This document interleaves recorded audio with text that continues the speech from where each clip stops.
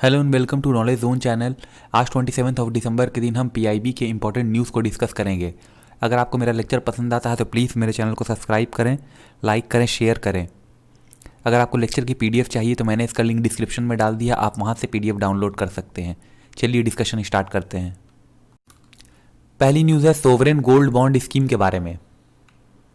तो यहाँ पर 9th trench of government run sovereign gold bond scheme की सब्सक्रिप्शन जो है उसकी डेट शुरू होगी 28 दिसंबर 2020 से। तो ये जो सीरीज़ है गोल्ड बॉन्ड स्कीम की, ये इसकी 9वीं सीरीज़ है जिसको कि इशू किया गया है आरबीआई के द्वारा on behalf of central government. तो यहाँ पर जो क्लोजिंग डेट है इसके सब्सक्रिप्शन की वो होगी 1 जनवरी 2021।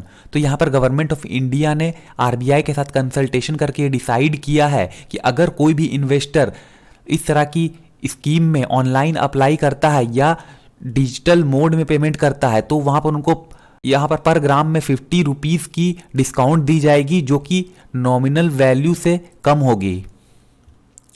देखिए, नॉमिनल वैल्यू जो बॉन्ड की है वो बेस होती है सिंपल एवरेज क्लोजिंग प्राइस के ऊपर। तो ये जो वो सिंपल एवरेज क्लोजिंग प्राइस है वो उस तरह के गोल्ड के ऊपर होती है जिसकी 999 प्योरिटी होती है लास्ट 3 बिजनेस डेज के अंदर।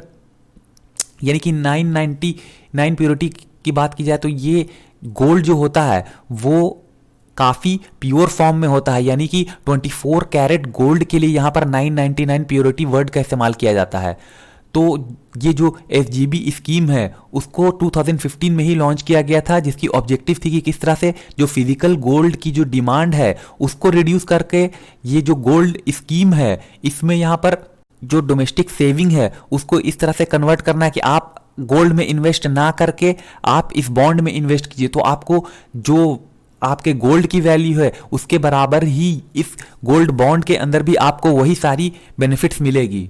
तो यहाँ पर कहा गया कि ये येलो मेटल जो है वो काफ़ी कम रिस्की होता है, जो भी इकोनॉमिक टर्मोइल आता है उस समय, तो इसीलिए लोग गोल्ड में ज़्यादा इन्वेस्ट करना चाहते हैं।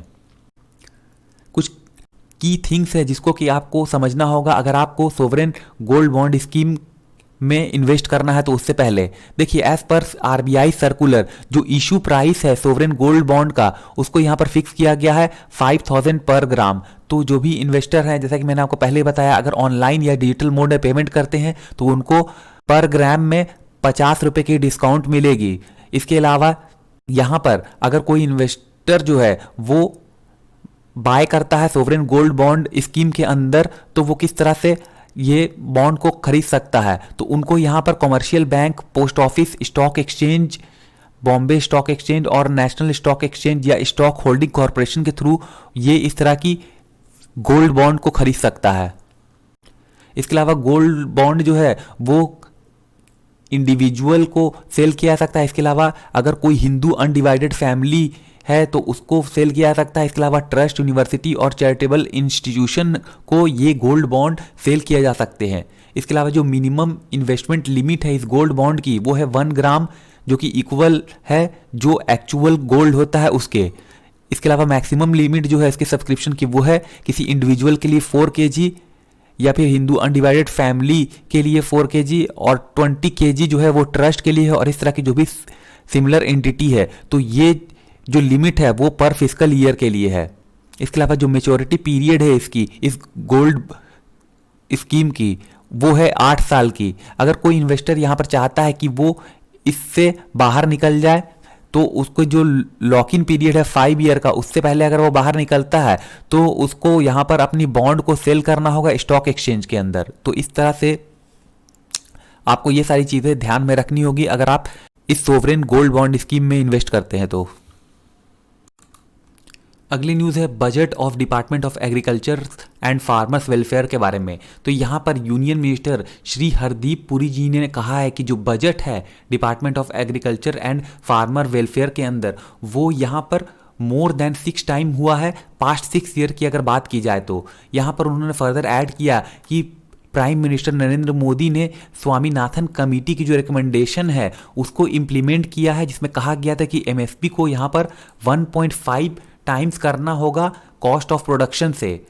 उन्होंने फर्दर यहाँ पे हाईलाइट किया कि जो अमाउंट स्पेंड किया गया है प्रोक्योरमेंट के अंदर, जिसकी वजह से यहाँ पर एमएसपी जो है वो 85% तक चली गई है 2014 से 19 के बीच में, अगर उसको कंपेयर किया जाए 2009 से 14 के बीच में। तो यहाँ पर उन्होंने कहा है कि एमएसपी की जो रेंज है उसमें 40 से 70% की राइज देखने को मिली है। जितने भी मेजर क्रॉप्स हैं 2020 से 21 के बीच में, अगर उसको कंपेयर किया जाए 2013 से 2014 के बीच में। इसके अलावा काफ़ी सारी चीज़ें उन्होंने यहाँ पर मेंशन की, जिसमें कि उन्होंने कहा कि ये यहाँ पर गवर्नमेंट ने 1,10,000 करोड़ की रुपी मनी को यहाँ पर ट्रांसफ़र किया है directly to the account of farmers through PM Kisan Yojana. इसके अलावा 87,000 करोड़ रुपीज़ जो है वो क्रॉप इंश्योरेंस के तौर पर दिए गए हैं फार्मर को, जिसमें कि मेयरली 17,450 करोड़ रुपए की ही प्रीमियम उनको भरनी पड़ी थी। फर्दर उन्होंने इन्फॉर्म किया कि जो 1950 की अगर बात की जाए तो यहाँ पर इंडियन एग्रीकल्चर सेक्टर का जो कंट्रीब्यूशन था वो अराउंड 52% था नेशनल जीडीपी के अंदर। इसके अलावा जो एम्प्लॉइंग थी वो नियरली 70% थी इंटायर पॉपुलेशन की। उन्होंने कहा कि देखिए हमारे कंट्री में जो कोल्ड चेन इंफ्रास्ट्रक्चर की जो अवेलेबिलिटी है वो लैक करती है, जिसकी वजह से काफ़ी वेस्टेज होता है और यहाँ पर काफ़ी ज़रूरी है कि सप्लाई चेन को यहाँ पर सुधारा जाए, ताकि यहाँ पर कंज्यूमर के पास एक चॉइस हो कि किस तरह से जो वेस्टेज है उसको यहाँ पर कम से कम किया जा सके। एट द सेम टाइम उन्होंने कहा कि फार्मर जो हैं वो उनको काफ़ी ज़्यादा समस्या रहती है climate change, market, middle man और लैक ऑफ इसेंशियल इंफ्रास्ट्रक्चर के वजह से। उन्होंने यहाँ पर फर्दर हाईलाइट किया कि ये जो लॉज लेके आए गए हैं, वो जो रिफॉर्म्स हैं वो काफ़ी ज़्यादा यहाँ पर डिस्कशन के बाद आई हैं। उन्होंने यहाँ पर जो लीडिंग एग्रीकल्चर इकोनॉमिस्ट हैं उनसे यहाँ पर सलाह मशवरा करके इस तरह की चीज़ों को इम्प्लीमेंट करने की कोशिश की है, ताकि फार्मर्स और एग्रीकल्चर की यहाँ पर डेवलपमेंट हो सके। देखिए उन्होंने बिहार का भी एग्जांपल यहाँ पे दिया है, किस तरह से बिहार में इस तरह के रिफॉर्म्स को लाने के बाद एग्रीकल्चर ग्रोथ देखने को मिला है, जो कि लगभग 6% है। अगर उसको कंपेयर किया जाए जो नेशनल एवरेज है उससे, तो हमारे कंट्री की जो एवरेज यहाँ पर एग्रीकल्चर ग्रोथ है वो सिर्फ 2% है, जबकि बिहार की जो एवरेज एग्रीकल्चर ग्रोथ है वो 6% है। तो उन्होंने बताया है कि इस रिफॉर्म्स की वजह से ही वहाँ इस तरह की ग्रोथ देखने को मिली है। अगली न्यूज़ है ease of doing business reform के बारे में। तो यहाँ पर राजस्थान जो है वो छठा स्टेट बन गया कंट्री के अंदर जिसने सक्सेसफुली अंडरटेक की है ease of doing business reforms को, जिसको कि स्टिपुलेट किया गया है department of expenditure, ministry of finance के द्वारा। तो देखिए ये जो स्टेट है वो अब एलिजिबल हो गया है कि जो फाइनेंशियल रिसोर्सेज हैं ₹7,031 करोड़ की, उसको यहाँ पर मोबिलाइज किया जा सकता है ओपन मार्केट बोरोइंग के थ्रू। तो यहाँ पर जो परमिशन है इसको इशू किया गया है डिपार्टमेंट ऑफ एक्सपेंडिचर के द्वारा 24 दिसंबर 2020 के दिन। देखिए राजस्थान जो है अब उसने जो 5 अदर स्टेट्स हैं जिनमें कि आंध्र प्रदेश, कर्नाटका, मध्य प्रदेश, तमिलनाडु और तेलंगाना शामिल हैं, उसको ज्वाइन कर लिया है। तो क्वेश्चन यहाँ पर बन सकता है कि अभी कौन सी जो लेटेस्ट स्टेट है जिसने कि ease of doing business reform को कंप्लीट किया है। तो आपका जवाब होना चाहिए राजस्थान। या फिर क्वेश्चन इस तरह से भी पूछा जा सकता है कि इनमें से कौन कौन से स्टेट हैं जिन्होंने ईज़ ऑफ डूइंग बिजनेस में अपना स्थान पक्का किया है। तो मे भी उसमें हो सकता है कि मध्य प्रदेश हो, उसके साथ राजस्थान हो। तो ऑप्शन में ये दोनों अगर हों तो आप ए और बी बोथ इस तरह का आपको ऑप्शन दिया जा सकता है।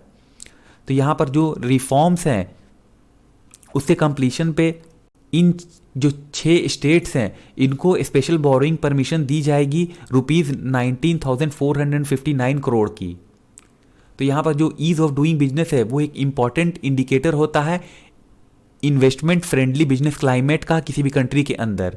देखिए जो इंडिया की अभी जो करंट पोजीशन है ईज़ ऑफ डूइंग बिजनेस के अंदर वो 63 रैंक इंडिया को मिली है, जिसमें कि इंडिया ने 14 प्लेस जंप किया है 190 कंट्रीज़ की जो यहाँ पर रैंकिंग की गई थी उसके अंदर। देखिए जो ईज़ ऑफ डूइंग बिजनेस की रैंकिंग है वो की जाती है वर्ल्ड बैंक डूइंग बिजनेस के द्वारा, यानी कि वर्ल्ड बैंक के द्वारा यहाँ पर ये रैंकिंग दी जाती है। तो इसमें देखा जाता है कि किस तरह से जो कंट्री है वो वहाँ जो बिजनेस करने के लिए जो इन्वायरमेंट है वो कितना अच्छा है। तो यहाँ पर जो रिपोर्ट दी गई थी 2020 की, उसके अंदर इंडिया की जो पोजीशन थी 63, उसमें कहा गया था कि जो इम्प्रूवमेंट है इंडिया की वो काफ़ी अच्छी है, कि किस तरह से इंडिया जो है वो इंसॉल्वेंसी को रिजॉल्व कर रहा है। इसके अलावा जो कंस्ट्रक्शन परमिट है उसको ऑब्टेन करने में भी काफ़ी अच्छी इंप्रूवमेंट इंडिया में देखने को मिली है। तो इन सारे वजह से इंडिया की जो रैंक है वो 14 प्लेस यहाँ पर जंप की थी और 63 पे हमारी करंट पोजीशन है अभी। देखिए यहाँ पर जो रिफॉर्म्स है उसको स्टिपुलेट किया गया है इन कैटेगरीज के अंदर, जिसमें कि completion of first assessment of district level business reform action plan शामिल है। इसके अलावा जो पहले रिन्यूअल करने की ज़रूरत होती थी रजिस्ट्रेशन सर्टिफिकेट जो कि बिजनेसेस के द्वारा ऑब्टेन किए जाते थे वेरियस एक्ट के अंदर, उसको यहाँ पर एलिमिनेट कर दिया गया है। इसके अलावा यहाँ पर implementation of computerise central random inspection system under the act, जहाँ पर कि एलोकेशन ऑफ इंस्पेक्टर किया जाता था सेंट्रली, उसको यहाँ पर सेम इंस्पेक्टर अब जो है वो असाइन नहीं किया जाएगा सेम यूनिट के अंदर सबसिक्वेंट ईयर में। इसके अलावा जो इंस्पेक्शन नोटिस है वो पहले ही बिजनेस ओनर को प्रोवाइड की जाएगी और इंस्पेक्शन रिपोर्ट्स को अपलोड कर दिया जाएगा 48 आवर के अंदर जो इंस्पेक्शन हुआ है वहाँ पे, यानी कि जो इंस्पेक्शन किया गया है तो उसकी रिपोर्ट 48 आवर के अंदर यहाँ पर प्रोवाइड कर दी जाएगी। इसके अलावा जो रिसोर्सेज रिक्वायरमेंट है to meet the challenges posed by कोविड-19, तो यहाँ पर गवर्नमेंट ऑफ इंडिया ने इसको देखते हुए जो बोरोइंग लिमिट थी स्टेट्स की उसको इन्हेंस कर दिया है 2% से जीएसडीपी के। इसके अलावा जो हाफ जो है इस अमाउंट को यहाँ पर सिटीजन सेंट्रिक रिफॉर्म्स के लिए लिंक किया गया है। तो यहाँ पर 4 सिटीजन सेंट्रिक एरिया है रिफॉर्म की जिसको आइडेंटिफाई किया गया है, जिसमें कि implementation of one nation one ration card system शामिल है। इसके अलावा ease of doing business reform, urban local body reforms और पावर सेक्टर रिफॉर्म्स शामिल हैं।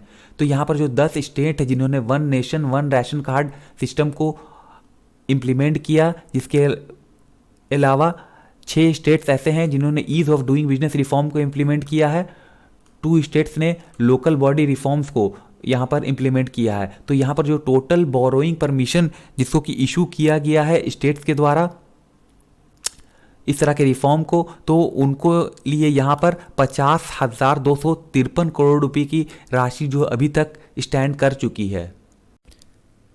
अगली न्यूज़ है आयुष्मान भारत पीएम जय सेहत स्कीम के बारे में। देखिए यहाँ पर हमारे देश के प्रधानमंत्री नरेंद्र मोदी जी ने आयुष्मान भारत प्रधानमंत्री जन आरोग्य योजना सेहत स्कीम को लॉन्च किया जम्मू एंड कश्मीर के लोगों के लिए। तो यहाँ पर ये जो स्कीम है उससे 2.1 मिलियन एलिजिबल पीपल जो होंगे उनको बेनिफिट पहुँचाई जा सकेगी सोशियो इकोनॉमिक और कास्ट सेंसस 2011 के डेटाबेस के अकॉर्डिंग। तो यहाँ पर ऑफिशियल्स ने कहा है कि यहाँ पर जो भी एलिजिबल बेनिफिशियरीज होंगे उनको इस स्कीम के अंदर universal health care coverage provide की जाएगी एज पर SECC 2011 डेटाबेस, यानी कि socio economic and caste census database 2011 के हिसाब से। तो यहाँ पर इस स्कीम की अगर बात की जाए तो ये एक फ्लैगशिप हेल्थ स्कीम है सेंट्रल गवर्नमेंट की, जिसको कि 2018 में लॉन्च किया गया था, जिसमें कि 5 लाख पर फैमिली यहाँ पर कवर प्रोवाइड किया जा रहा था एवरी ईयर सेकेंडरी और टर्शियरी केयर हॉस्पिटलाइजेशन के अंदर। तो यहाँ पर ऑफिशियल्स ने कहा है कि जो रेसिडेंट्स हैं जम्मू एंड कश्मीर के, उनको कवर किया जाएगा इस स्कीम के अंदर irrespective of socio economic status. तो यहाँ पर गवर्नमेंट ऑफ इंडिया जो है वो बेनिफिशियरी फैमिलीज़ की डिटेल्स को कलेक्ट कर रही है, यानी कि कोई भी अगर ऐसा पर्सन है कि जो छूट गया है SECC 2011 का जो डेटाबेस है उसमें, तो उसको भी यहाँ पर इंक्लूड करने की बात है ताकि जो भी बेनिफिशियरी हैं उसके लिए यहाँ पे बेनिफिट को इंश्योर किया जा सके। इसके अलावा यहाँ पर जो भी बेनिफिशियरी हैं उनको जल्द से जल्द इनरोल किया जा रहा है ताकि जो फ्री हेल्थ केयर सर्विस हैं वो अवेल किया जा सके उनके द्वारा भी। इसके अलावा यहाँ पर जो भी इम्पैनल्ड हॉस्पिटल्स हैं उनमें एटलीस्ट 219 हॉस्पिटल हैं, जिसमें कि 34 प्राइवेट हॉस्पिटल शामिल हैं। तो यहाँ पर जम्मू एंड कश्मीर के अंदर इस तरह की हेल्थ सर्विसेज प्रोवाइड की जाएगी इस स्कीम के अंदर। देखिए जो मेडिकल प्रोसीजर्स हैं लाइक ऑन्कोलॉजी, कार्डियोलॉजी, नेफ्रोलॉजी, तो ये सारी चीज़ें भी इस स्कीम के अंदर इंक्लूडेड होंगी। अब कुछ की फीचर्स हैं इस स्कीम के, उसको जान लेते हैं। देखिए, गवर्नमेंट के द्वारा कहा जा रहा है कि ये जो स्कीम है वो वर्ल्ड की लार्जेस्ट हेल्थ इंश्योरेंस और या हेल्थ एश्योरेंस स्कीम है जो कि फुल्ली फाइनेंस की गई है गवर्नमेंट के थ्रू। देखिए यहाँ पर 5 लाख रुपए जो हैं फैमिली फ्लोटर बेसिस पे प्रोवाइड की जाएगी इस स्कीम के अंतर्गत। यानी कि इसको ऐसा नहीं कि सिर्फ एक पर्सन के लिए ये फैसिलिटी प्रोवाइड की जाएगी, बल्कि ये पूरी फैमिली के लिए प्रोवाइड की जाएगी इस स्कीम की बेनिफिट को। देखिए, जो पिछली वाली जो स्कीम थी यानी कि RSBY राष्ट्रीय स्वास्थ्य बीमा योजना, उसके अंदर एक कैपिंग थी जिसमें कि सिर्फ किसी फैमिली के अगर 5 मेंबर है तो उनको ही इंक्लूड किया जाता था। लेकिन इसमें ऐसी कोई कैप नहीं है। फैमिली साइज कितनी ज़्यादा हो, एज क्या है, कोई मायने नहीं रखती है। उन सबको यहाँ पर इस तरह की बेनिफिट प्रोवाइड की जाएगी। तो यहाँ पर मोर देन 100 मिलियन पुअर और वल्नरेबल पीपल जो हैं उनको इस स्कीम के थ्रू बेनिफिट पहुँचाई जा सकती है। इसके अलावा ये जो स्कीम है वो कैशलेस एक्सेस प्रोवाइड करेगा हेल्थ केयर सर्विसेज के अंदर में। इसके अलावा यहाँ पर 3 डेज़ की कवर दी गई है प्री हॉस्पिटलाइजेशन में और 15 दिन की पोस्ट